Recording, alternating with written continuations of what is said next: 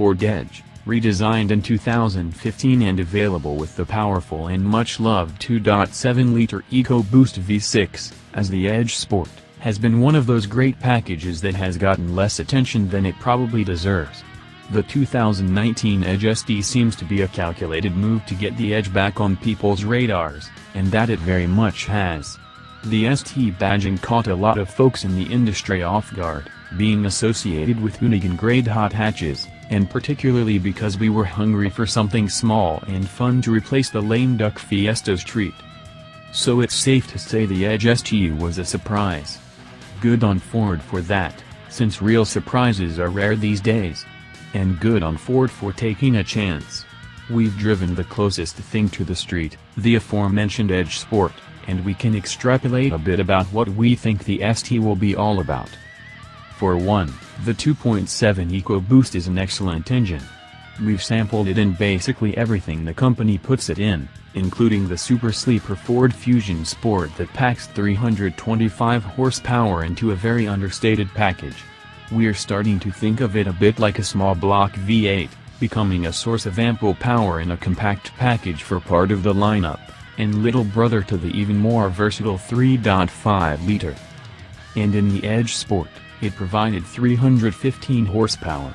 Now, don't get us wrong, the 2015 Plus Edge is a bit portly to be considered sporty in an absolute sense, coming in at about 4,400 pounds, but it provided ample reserve power for slingshotting around traffic and merging, and that power was particularly noticeable on the freeway.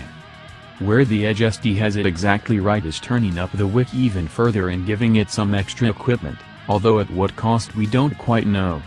The 8-speed auto should give the computer more options for channeling power through the standard AWD system.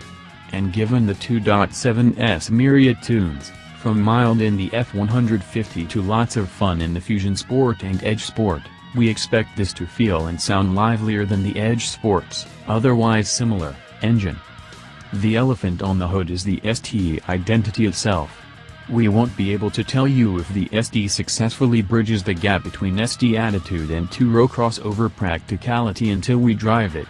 But a Ford performance crossover by definition requires us to suspend disbelief, and it'll have to prove itself worthy of the badge since it doesn't naturally jive with what the ST badge has come to mean through other products that wear it.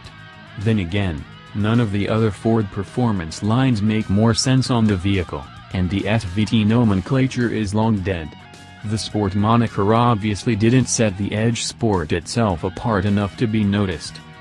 The Edge Sport made us reconsider the Edge itself, which somehow has slipped between the cracks in enthusiasts' and consumers' thinking. It sells about half the volume of the Explorer in a given month, although the raw monthly sales figures for the Edge are better than you might assume given its low profile. We think the Edge ST might move the needle a bit for this product, if not for the sort of enthusiasts that the ST cars used to appeal to.